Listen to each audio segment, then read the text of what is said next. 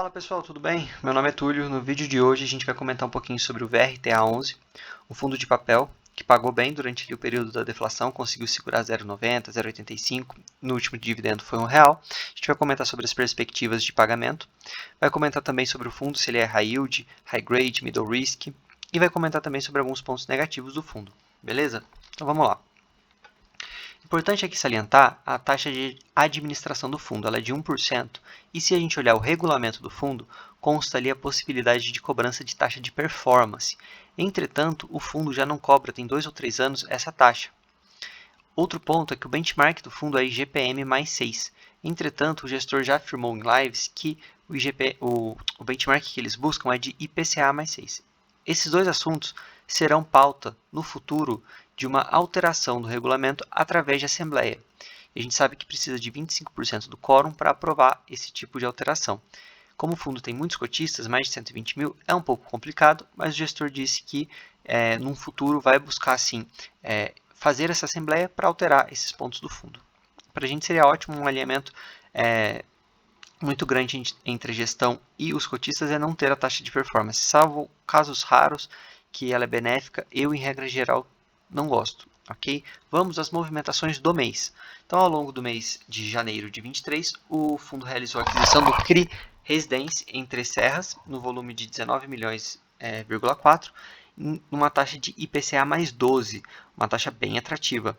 Além disso, fez a aquisição do CRI MRV, 20 milhões, em CDI mais 3%.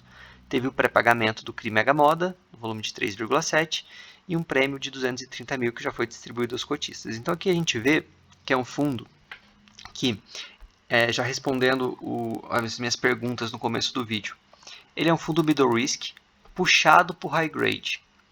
Quem está falando isso? Não sou eu. O gestor, ele foi em uma live com o professor Baroni, no dia 7 de fevereiro, eu vou deixar o link aqui na descrição do vídeo, e ele responde muitas perguntas.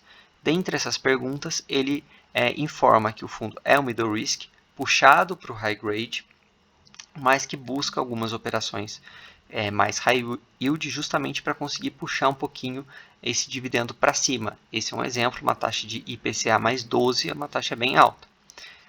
O gestor também elabora sobre as compromissadas reversas. Ele explica qual é a vantagem delas. Eu vou resumir aqui para vocês de uma forma bem simples, mas eu recomendo que para quem tiver mais interesse, seja cotista ou tem intenção de ser cotista, assistir essa live, porque lá ele explica de forma didática, mas mais aprofundada. Então hoje o fundo ele tem ali mais de 100 milhões nessas compromissadas, ele toma essas compromissadas a uma taxa de CDI mais 0,6 até 1%, depende da operação, e ele está recebendo CDI mais 3, isso são as palavras do gestor na live. Então essa diferença vem para o bolso do cotista. Um outro ponto que o gestor comentou, a gente sabe que o VRTA ele ficou muito marcado por uma captação muito grande que ele fez e ele demorou meses para alocar. E naquela época o CDI estava muito baixo, então o caixa estava remunerando muito mal. Então ficou esse estigma. Então o gestor ele criou esse mecanismo de alocar nas compromissadas e quando ele recebe um valor da captação, ele consegue quitar as compromissadas e praticamente o valor da captação já está alocado de forma muito rápida. Então ele comenta que ele vai tentar manter essas compromissadas. Na live ele fala que vai chegar no máximo a 200 milhões. Para também, caso consiga captar, ter essa alocação instantânea, digamos assim. Bom, seguindo, referente aos CRIs BR Distribuidora 1 e 2, houve uma alteração do rating, que saiu, acho que, se não me engano, era AA para D. Eu fiz um vídeo do IRDM11, eu vou deixar marcado aqui para vocês, onde eu comento o problema desse CRI mais a fundo, se a gente tem que se preocupar ou não. Para esse vídeo não ficar muito longo, então depois vocês podem assistir esse vídeo, tá bem? Pessoal, se vocês estiverem gostando do meu material, do meu conteúdo, peço que deixem like, se inscrevam, comentem como eu posso melhorar, e aqui eu vou trazer sempre vídeo todos os dias para a gente, beleza? O gestor aqui, então, ele comenta um pouquinho sobre o setor macroeconômico e fala que, nesse momento, a gente pode encontrar boas oportunidades no mercado, justamente por essa insegurança. Aqui ele tem um resuminho. O relatório melhorou bastante. Quem lembra do relatório antigo, ele era bem mais simples e dessa forma que está, atualmente o gestor conseguiu melhorar bastante. Cota mercado está R$ 87,00, cota patrimonial está quase 91. Tem um gráfico, é bem fácil de vocês pesquisarem na Economática, que fala que, historicamente, esse fundo negociou com um ágio de 8%. O que é um ágio? É um prêmio sobre o valor da cota patrimonial que era negociado no secundário. Então, por exemplo, a cota patrimonial está praticamente R$ 91,00, o fundo costumava negociar 8% acima dessa cota. Então, ali em torno de R$ 97, R$ 98,00. Entretanto, hoje a cota está com deságio, está aqui com 87,25. O gestor vai trazer ao final desse relatório, eu vou mostrar para vocês uma taxa de sensibilidade. O que isso quer dizer? Quem comprar a 87,25, quanto que está conseguindo render, porque tem uma taxa média da carteira, certo? IPCA mais um valor. Quem compra com deságio está conseguindo IPCA e um valor maior que essa taxa. Eu vou mostrar para vocês, me acompanhem. Aqui novamente ele coloca sobre as aquisições feitas nesse mês, comenta um pouquinho aqui sobre as garantias, então é interessante para quem quiser ler com mais calma. Aqui tem as últimas distribuições, então a gente consegue ver que o fundo pagou bem durante o período da deflação, ele segurou aqui de R$1,00 a 90 centavos, um fundo que é middle risk para high grade, pagando isso aqui nos meses de deflação foi bem interessante. Lembrando que isso não é nenhum tipo de recomendação, apenas estou lendo os dados. Tem a DRE, a gente vê que ele usou só um pouquinho do caixa esse mês para complementar o dividendo. Certo? Aqui a gente tem a distribuição de ativos por securitizadora e por setor. Securitizadora, ele tem várias, isso é interessante. Setor devedor, a única coisa que eu destaco para ter atenção é a construção civil. A gente sabe que com a Selic alta, as empresas do setor de construção civil, elas sofrem. Por N motivos, eu posso até fazer um vídeo só sobre as construtoras, é um setor que eu gosto de estudar. E o fundo é a maior exposição dele, apesar de ter muitos setores e isso ser tranquilo. Então, esse é o único ponto de atenção. Em que pese o fundo também tem investido na MRV, que é uma gigante do setor, isso já ajuda. Bom, indexador, a gente vê que 82% está em IPCA, ele tem 10% em IGPM, bem pouquinho em CDI, e é isso. O gestor na live que eu citei também, ele comenta que historicamente o IPCA performa melhor e o fundo está focando em comprar esse tipo de ativo agora, mesmo que neste momento renda menos que o CDI, como a duration é um pouco mais longa, de 4 anos, 4, 5 anos, a tendência é que o CDI caia e esse ativo fixado em IPCA ainda vai render todo esse período. Então, lá na frente, o IPCA vai compensar quem estiver comprando esse tipo de ativo agora. Essa é a tese do gestor. Tipo de ativo. Então, 93% está em CRI, tem um pouquinho em caixa, que para a oportunidade é até interessante, o caixa também está pagando bem, e tem 10% em fundos imobiliários, 10,1%. O gestor afirmou que o limite é 10%, mas aqui eu vou mostrar a tabela para vocês, que mora um dos pontos negativos, ao meu ver. Não acho que os fundos são as melhores oportunidades que o gestor investiu, não concordo muito com o momento, mas aí a gente precisaria de um racional do gestor. Obviamente, não estou falando que o fundo é todo ruim por causa disso. É um ponto de discordância, tão somente. Ok? Taxa de sensibilidade.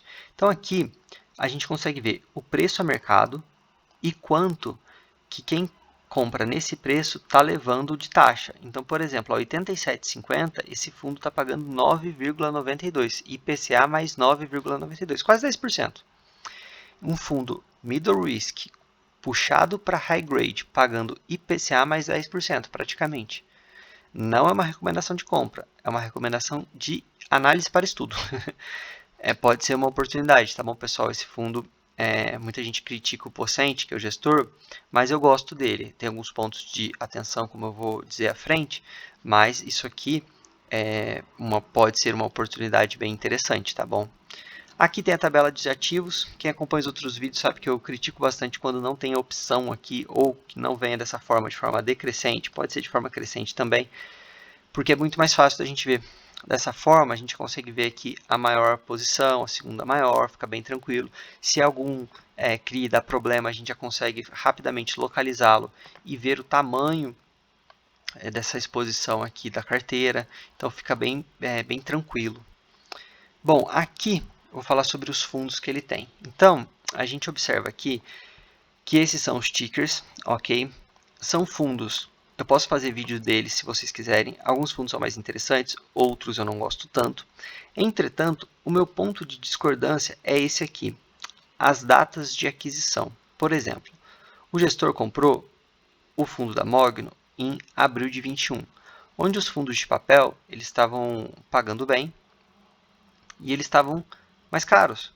Tudo bem que a R$100, provavelmente o gestor ele entrou numa oferta, mas eu não entendo nessa época por que ele fez esse tipo de investimento. Ok, para diversificar, tudo bem.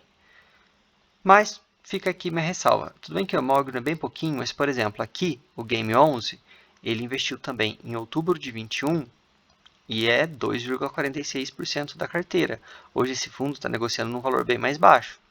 Mas o meu grande ponto mesmo de discordância é o investimento em Quami, em dezembro de 22, e em Equir também em 7 de dezembro de 22. Por quê? Porque o gestor pagou aqui quase R$100, né, na base de R$10, e esses fundos vêm negociando com muito deságio no mercado secundário. Então eu não entendi por que desse tipo de alocação. Eu sei que comprar no mercado secundário tem uma questão de liquidez e o fundo provavelmente não ia conseguir comprar 40 milhões do dia para a noite, mas ele poderia comprar aos pouquinhos ou simplesmente poderia comprar outras opções. Por exemplo, o VGHF comprou bastante fundo de papel e nesse momento, apesar de eu sempre preferir comprar fundo de CRI fundo de CRI, comprar CRI em fundo de CRI, eu entendo comprar um fundo imobiliário de CRI com as cotas tão amassadas, porque como eu disse, na taxa de sensibilidade a gente está conseguindo taxas muito altas. Mas eu não entendo comprar um fundo de CRI no mercado primário, digamos assim, num valor alto. Então, esse aqui realmente é o grande ponto de discordância que eu tenho com o fundo, e 10% para mim também, eu entendo que é um limite, mas para o meu gosto, ok, está um pouquinho acima. Se fosse até uns 5%, ok. Bom, pessoal, no mais é isso. Lembrando que eu vou deixar aqui para vocês o link da live. Tá, tem essa questão de perguntas selecionadas dos cotistas, sempre bem interessante ler. Eu não vou entrar aqui no detalhe para o vídeo não ficar mais longo do que ele já está, mas tem aqui a questão, por exemplo, das compromissadas, que ele explica de forma bem legal também, e é sempre legal dar uma olhadinha nos relatórios, tá?